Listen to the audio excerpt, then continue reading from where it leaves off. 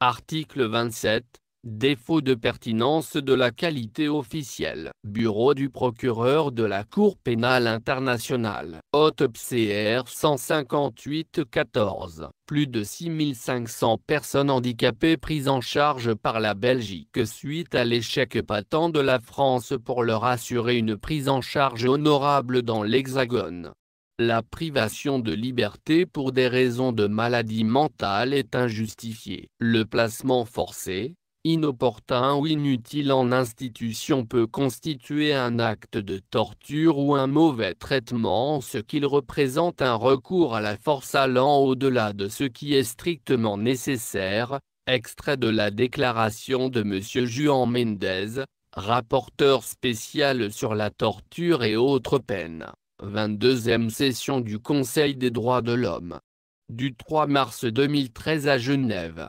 Le placement forcé en institution, qui est une forme de privation de liberté justifiée par l'existence d'une infirmité, constitue une violation de la Convention relative aux droits des personnes handicapées et doit impérativement cesser. Ceci apparaît comme un commandement formel dans un document émanant du Conseil des droits de l'homme des Nations Unies du 12 décembre 2014. Jean Pradel dans son ouvrage intitulé Droit pénal spécial définit les infractions portant atteinte à la dignité comme celles qui, hors les cas d'attentat à la vie, à l'intégrité ou à la liberté, ont pour effet essentiel de traiter la personne comme une chose, comme un animal ou, dans le meilleur des cas, comme un être auquel serait dénié tout droit à l'honneur et à son honorabilité.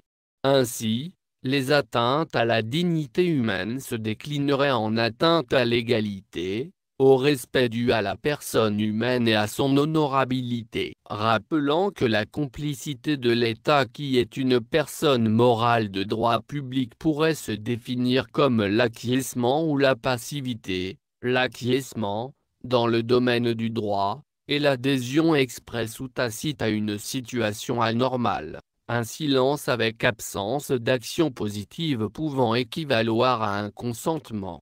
Au sujet de l'attaque systématique, ce qu'il en ressort d'après les diverses interprétations. Les éléments de l'attaque systématique. Attendu que la privation de liberté consiste dans l'incapacité pour une personne handicapée d'avoir des liens réguliers avec sa famille sur la base de l'égalité avec les autres. La détention en institution place donc l'individu dans une situation qui l'empêche d'avoir des relations avec son entourage habituel. De par ce fait, l'État français exhorte à la tolérance de l'intolérance. Attendu que ceci concerne toutes les personnes handicapées injustement privées de liberté en raison de leur infirmité constituant une violation des normes internationales ratifiées par la France.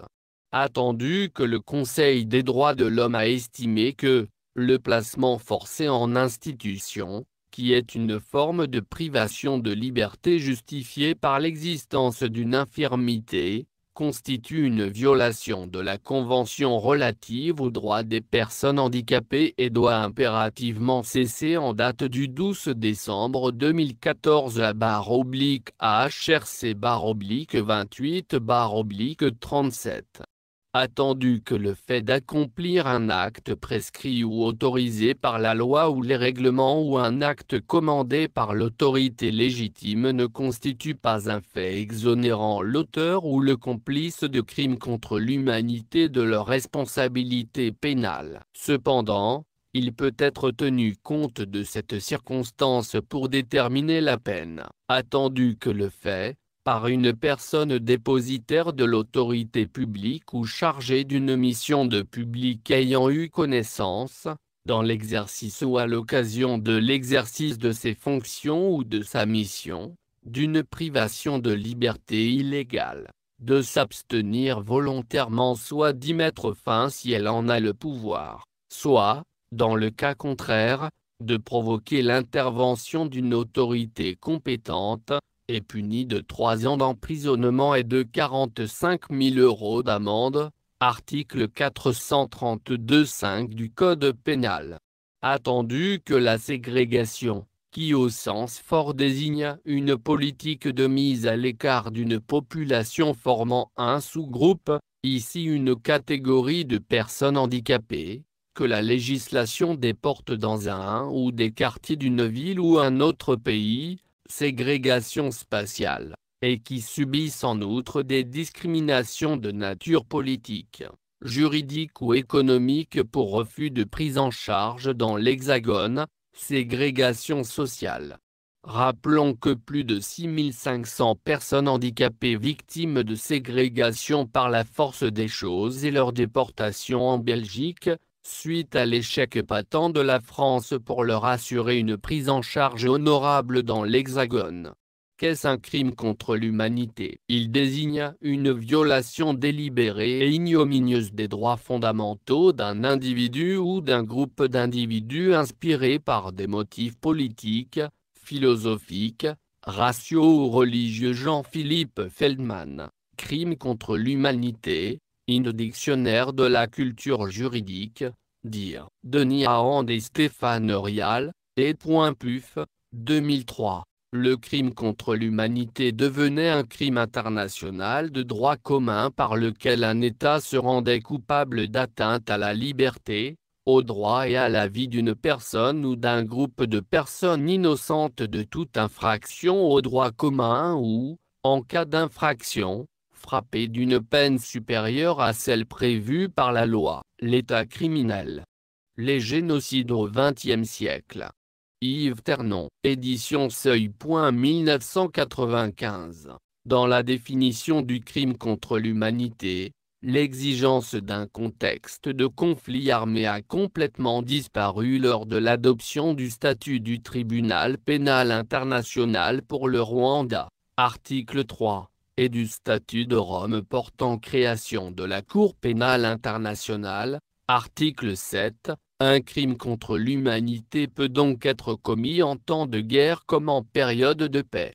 Par ailleurs, les statuts du tribunal pénal international pour le Rwanda, et de la Cour pénale internationale ont introduit un nouvel élément, déjà mentionné dans la jurisprudence du tribunal pénal international pour l'ex-Yougoslavie, et dans d'autres documents. Afin que les actes susmentionnés puissent constituer des crimes contre l'humanité, ils doivent être commis dans le cadre d'une attaque généralisée ou systématique, ce qui exclut les actes isolés ou fortuits. Cependant, un acte seul, s'il est commis dans le cadre d'une attaque généralisée ou systématique, peut être considéré comme un crime contre l'humanité. L'essentiel est que l'auteur du crime soit conscient de ce contexte d'attaque généralisée et systématique contre une population civile dans lequel il commet l'acte.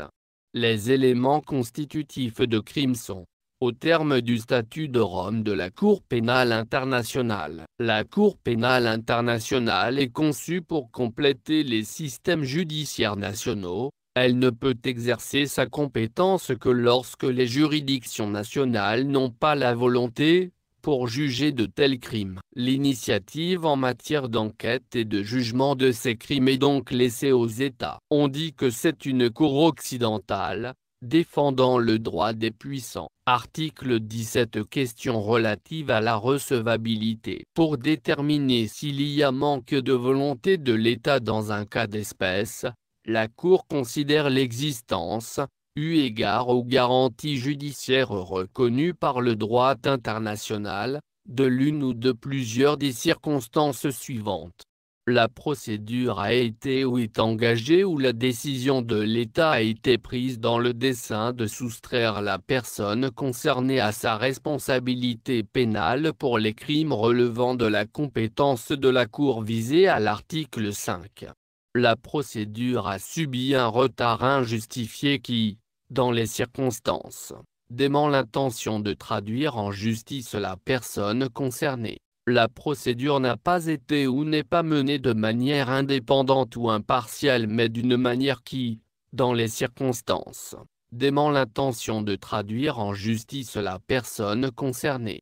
Pour déterminer s'il y a incapacité de l'État dans un cas d'espèce, la Cour considère si l'État n'est pas en mesure, en raison de l'effondrement de la totalité ou d'une partie substantielle de son propre appareil judiciaire ou de l'indisponibilité de celui-ci, de se saisir de l'accusé, de réunir les éléments de preuve et les témoignages nécessaires ou de mener autrement à bien la procédure.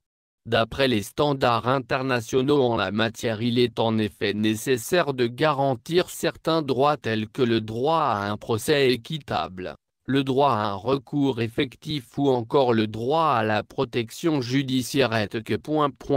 Ces droits sont notamment reconnus par les principaux textes internationaux de protection des droits de l'homme tels que le Pacte international relatif aux droits civils et politiques de 1966, la Convention européenne de sauvegarde des droits de l'homme et des libertés fondamentales, ainsi que la Convention américaine des droits de l'homme.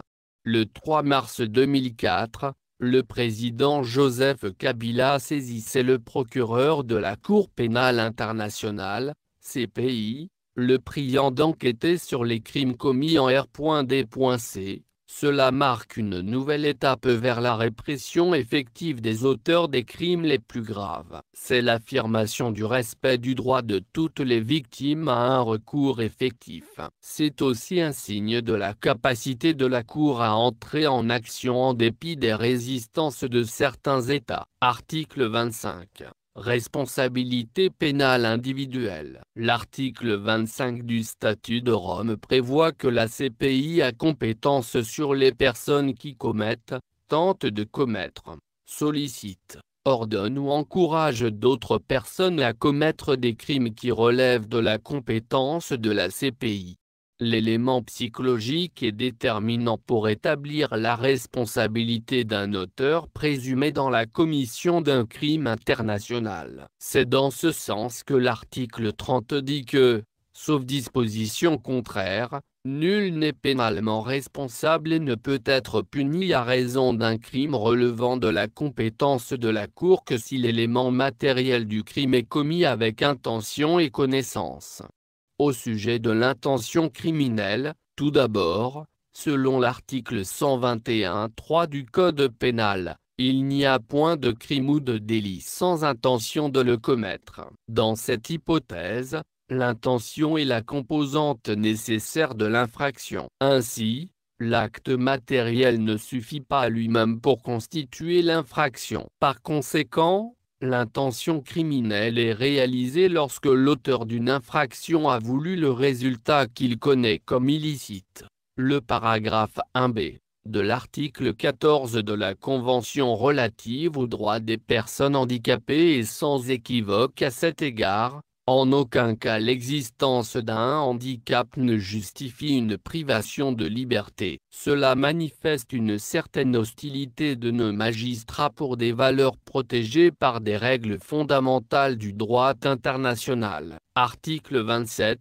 Défaut de pertinence de la qualité officielle. Le présent statut s'applique à tous de manière égale, sans aucune distinction fondée sur la qualité officielle. En particulier, la qualité officielle de chef d'État ou de gouvernement, de membre d'un gouvernement ou d'un parlement, de représentant élu ou d'agent d'un État, n'exonère en aucun cas de la responsabilité pénale au regard du présent statut, pas plus qu'elle ne constitue en tant que tel un motif de réduction de la peine. Les immunités ou règles de procédure spéciales qui peuvent s'attacher à la qualité officielle d'une personne, en vertu du droit interne ou du droit international, n'empêchent pas la Cour d'exercer sa compétence à l'égard de cette personne. Juridiquement fondamentale pour l'efficacité de la justice pénale internationale, la question de la non-pertinence de la qualité officielle devant la Cour pénale internationale n'a toutefois pas retenu très longtemps l'attention des rédacteurs du Statut de Rome. Ainsi, dès le mois de mai 1996, le comité préparatoire concluait-il que compte tenu des précédents des autres tribunaux, Nuremberg, Tokyo, Yougoslavie, Rwanda, Les délégations étaient favorables à l'idée d'exclure du statut toute possibilité d'invoquer la qualité officielle de chef d'État ou de gouvernement ou de haut fonctionnaire d'un gouvernement, cette qualité ne devant pas exonérer un accusé de sa responsabilité pénale. Cette notion de qualité officielle permet de distinguer celui qui peut légalement représenter l'autorité publique de celui qui agit en qualité purement privée ou qui n'agit pas pour le compte de l'État. Elle a pour corollaire l'imputation des actes officiels de cet individu à l'État dont il est l'organe, et à l'État seul. Cet État fait donc généralement écran à toute mise en œuvre de la responsabilité de l'individu organe. En ce sens, après la cessation de ses fonctions, l'individu ne peut non plus voir sa responsabilité engagée pour de tels actes, puisqu'ils ne lui sont pas directement imputables. Au regard de la construction d'une juridiction pénale internationale permanente, maintenir une telle exception à la mise en œuvre de la responsabilité individuelle reviendrait à lui renier toute effectivité, en protégeant les plus hauts responsables des crimes de droit international. C'est en ce sens que le premier alinéa de l'article 27 du statut de Rome pose comme principe que le statut s'applique à tous de manière égale, sans aucune distinction fondée sur la qualité officielle, et ainsi, que la qualité officielle ne peut être reconnue comme motif d'exonération de la responsabilité pénale ou de diminution de la peine pour les crimes reconnus par le statut. Le second alinéa précise qu'aucune immunité, ni aucun privilège de juridiction, ne peut empêcher la Cour d'exercer sa compétence à l'égard d'une personne, que cette immunité soit reconnue au niveau international ou au niveau interne. Il existe en fait trois niveaux d'attribution des immunités. Le premier est le niveau interne. Il correspond à la question de l'immunité d'un national devant les juridictions nationales. Cette question est traditionnellement réglée par le droit constitutionnel propre à chaque État. Le second niveau est celui des relations bilatérales, ou niveau bilatéral, correspondant à la question de l'immunité d'un étranger devant les juridictions nationales. Ce niveau est réglé soit par des accords bilatéraux, soit par des accords multilatéraux tels que la Convention de Vienne sur les relations diplomatiques, 1961, soit par la coutume internationale. Le troisième et dernier niveau est le niveau international, à savoir la question de l'immunité d'un individu devant une juridiction internationale. À côté de l'imputabilité réglée par le premier alinéa, ce deuxième alinéa de l'article 27 touche à la question de l'immunité dite ration personne, qui fait interdiction au juge d'user de son pouvoir dès lors qu'une personne immune est défendeur devant lui. Elle est attachée à son bénéficiaire en tant que titulaire de la fonction protégée, telle par exemple la fonction de diplomate ou de chef d'État, et prend fin avec la cessation par la personne de ses fonctions. Le fait de saisir les autorités françaises, c'est s'opposer à cette politique d'hégémonie idéologique. Constituent des crimes imprescriptibles contre l'humanité, les actes inhumains et les persécutions qui, au nom d'un État pratiquant une politique d'hégémonie idéologique, ont été commis de façon systématique, non seulement contre les personnes en raison de leur appartenance à une collectivité raciale ou religieuse, mais aussi contre les adversaires de cette politique, quelle que soit la forme de leur opposition. À noter, l'exécution de ces engagements internationaux sont menacés d'une manière grave et immédiate. Le président de la République prend les mesures exigées par ces circonstances. Article 16 de la Constitution en vigueur. Demande de grâce présidentielle comme adversaire et par opposition à cette politique d'hégémonie idéologique. Ce n'est pas anticonstitutionnel qu'un président de la République accorde une grâce pour une privation de liberté physique. Ce qui est anticonstitutionnel, c'est qu'il ne fasse rien à l'occasion de l'exercice de ses fonctions ou de sa mission, en étant informé d'une privation de liberté illégale, de s'abstenir volontairement soit d'y mettre fin s'il en a le pouvoir, soit, dans le cas contraire, de provoquer l'intervention d'une autorité compétente. Article 432-5 du Code pénal. Le président de la République a le droit de faire grâce à titre individuel. Article 17 de la Constitution, version en vigueur. Nul ne peut être arbitrairement détenu. L'autorité judiciaire, gardienne de la liberté individuelle, assure le respect de ce principe dans les conditions prévues par la loi. Article 66 de la Constitution, version en vigueur. Et que l'article 16 de la Déclaration des droits de l'homme et du citoyen de 1789 édicte: toute société dans laquelle la garantie des droits n'est pas assurée, ni la séparation des pouvoirs déterminée, n'a point de constitution. Il faut donc que ce système incompatible aux institutions d'une société démocratique cesse. Message initial ref.pdr-scp-br-br-d093356. Présidence de la République. Monsieur le Président de la République, étant donné que vous pouvez user de cette prérogative, le Président de la République a le droit de faire grâce à titre individuel. Article 17 de la Constitution, version en vigueur. Rappelant que le Haut-Commissariat aux droits de l'homme s'est prononcé sur le placement forcé en institution, qui est une forme de privation de liberté justifiée par l'existence d'une infirmité, constitue une violation de la Convention relative aux droits des personnes handicapées et doit impérativement cesser. Ayant conscience que les personnes handicapées sont désignées comme formant la plus grande minorité du monde, le fait qu'une personne handicapée soit déportée même si la forme prise par sa dénonciation ne plaît pas, représente un bannissement d'une personne civile vulnérable. La déportation politique, ou exil, en l'espèce que la France ne veut pas la prendre en charge dans l'Hexagone, en est la forme la plus arbitraire. Rappelant que l'article 9 de la Déclaration universelle des droits de l'homme dispose: « Nul ne peut être arbitrairement arrêté, détenu ou exilé. » Pour ces motifs, je vous demande de vous prononcer au titre de l'article 17 de la Constitution pour que mon fils Eddy Thériault, né le 21 janvier 1994, qui est placé de façon arbitraire dans une institution en Belgique, soit rapatrié en France.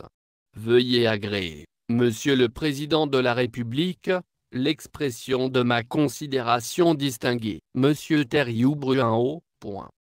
Mon fils Thériault Eddy, né le 21 janvier 1994, a été placé en Belgique en juillet 2010 par un juge des enfants de l'État français au Prodigy de Créteil, 94 000, donc il y a bien été déporté par un autre moyen coercitif en raison de son handicap, et il est maintenu arbitrairement par une juge des tutelles de l'État français auprès du tribunal d'instance de Charleville-Mézières. 08000. Crime contre l'humanité pour discrimination politico-judiciaire. Au nom de l'État français en qualité de magistrat, idéalisant une politique d'hégémonie de la puissance judiciaire sur la personne vulnérable qui a priori n'est ni un assassin, ni un criminel, qui n'a commis ni crime, ni délit. Rappelant que la privation de liberté consiste dans l'incapacité pour une personne handicapée d'avoir des liens réguliers avec sa famille sur la base de l'égalité avec les autres. La détention en institution place donc l'individu dans une situation qui l'empêche d'avoir des relations avec son entourage habituel. De par ce fait, l'État français exhorte à la tolérance de l'intolérance. Attendu que plus de 6500 personnes handicapées victimes de ségrégation par la force des choses et leur déportation en Belgique, suite à l'échec patent de la France pour leur assurer une prise en charge honorable dans l'Hexagone. Article 7.1. Emprisonnement ou autre forme de privation grave des libertés physiques. Élément de la commission de crime. 1. L'auteur a emprisonné une ou plusieurs personnes ou autrement soumis la dite ou les dites personnes à une privation grave de leur liberté physique. Privation de liberté sur la base d'une infirmité. Le paragraphe 1b de l'article 14 de la Convention est sans équivoque à cet égard. Point. En aucun cas l'existence d'un handicap ne justifie une privation de liberté. 2. La gravité du comportement était telle qu'il constituait une violation de règles fondamentales du droit international, violation de la Convention relative aux droits des personnes handicapées. 3. L'auteur avait connaissance des circonstances de fait établissant la gravité de son comportement. Inertie du gouvernement face à des atteintes aux libertés individuelles. 4. Le comportement faisait partie d'une attaque généralisée ou systématique dirigée contre une population civile. Déportation politique ou exil. Cette directive veut surtout cacher l'échec patent de la France pour assurer à des personnes handicapées une prise en charge dans l'Hexagone. 5. L'auteur savait que ce comportement faisait partie d'une attaque généralisée ou systématique dirigée contre une population civile ou entendait qu'il en fasse partie. Au sens fort, la ségrégation est une politique de mise à l'écart d'une population formant un sous-groupe, ici les personnes vulnérables, que la législation déporte dans un ou des quartiers d'une ville ou un autre pays, ségrégation spatiale, et qui subissent en outre des discriminations de nature politique, juridique ou économique pour refus de prise en charge dans l'Hexagone, ségrégation sociale. Nous vous prions d'agréer, Madame la procureure, à l'expression de notre considération distinguée. Messieurs Thériault, Jérémy et Bruno. Date, 27 septembre 2016 à 7h19. Objet, validation. Message au président A. Moi, Madame, Monsieur. Nous vous informons de la bonne réception de votre message. Toutefois, pour que l'envoi à la présidence de la République soit effectif, vous devez cliquer sur le lien suivant, http://barre-bas-mail-50-2-09-D5-0-1-D0FC516-9A810-D1. Sans confirmation de votre part, le message posté sur le site sera effacé sous 72 heures. L'outil Écrire au président-présidence de la République. Voici, pour votre information, le contenu du message que vous avez saisi. Validation impérative via le lien ci-dessus. Votre identité, Monsieur Thériault Bruno. Vos coordonnées. Place Jean Moulin, 491 270 Vigneux-sur-Seine, France. Vous écrivez à titre particulier votre message. Monsieur le Président de la République, j'aimerais attirer votre attention sur les faits suivants. La France et la Belgique pratiquent la traite d'êtres humains en toute légalité. Autre pratique analogue à l'esclavage. La personne handicapée est privée d'une partie de sa liberté par les règles en vigueur dans les institutions. Elle est un instrument économique sous la dépendance d'une institution. Le paragraphe 1b de l'article 14 de la Convention est sans équivoque à cet égard. Point. En aucun cas l'existence d'un handicap ne justifie une privation de liberté. Le paragraphe 1 de l'article 18 de la Convention est sans équivoque à cet égard. Point. Sur la base de l'égalité avec les autres, le droit de circuler librement. Le paragraphe A de l'article 19 de la Convention est sans équivoque à cet égard. Point. Qu'elle ne soit pas obligée de vivre dans un milieu de vie particulier.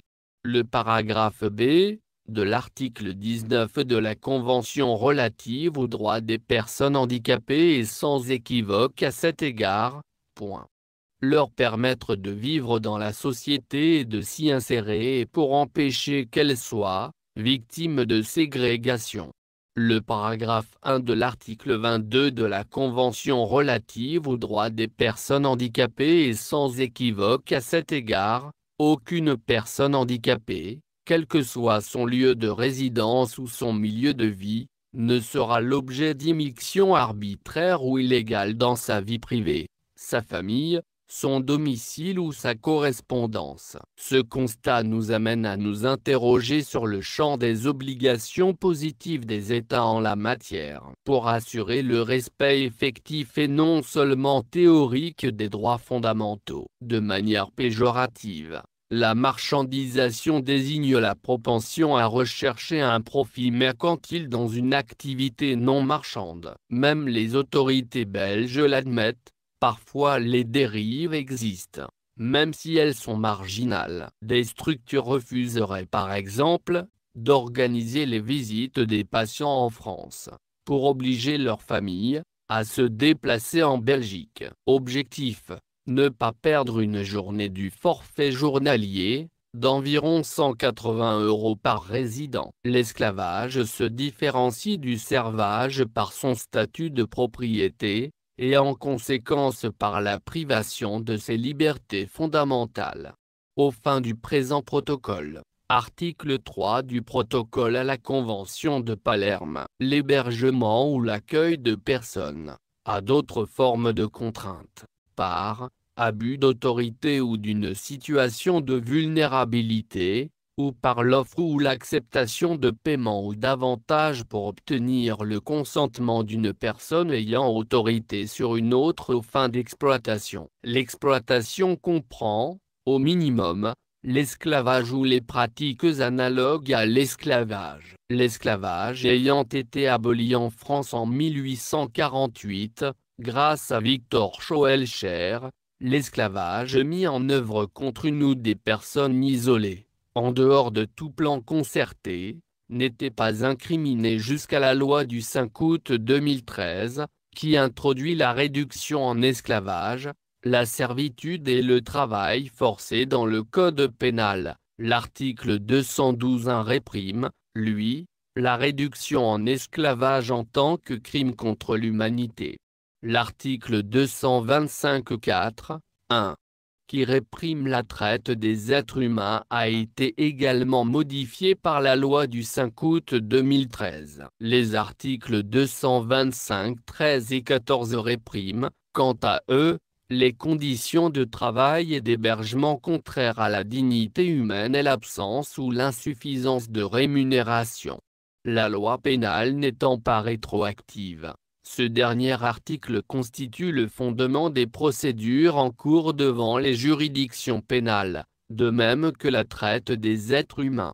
Article 225-14 du Code pénal: le fait de soumettre une personne, dont la vulnérabilité ou l'état de dépendance sont apparents ou connus de l'auteur, à des conditions d'hébergement incompatibles avec la dignité humaine est puni de 5 ans d'emprisonnement et de 150 000 € d'amende.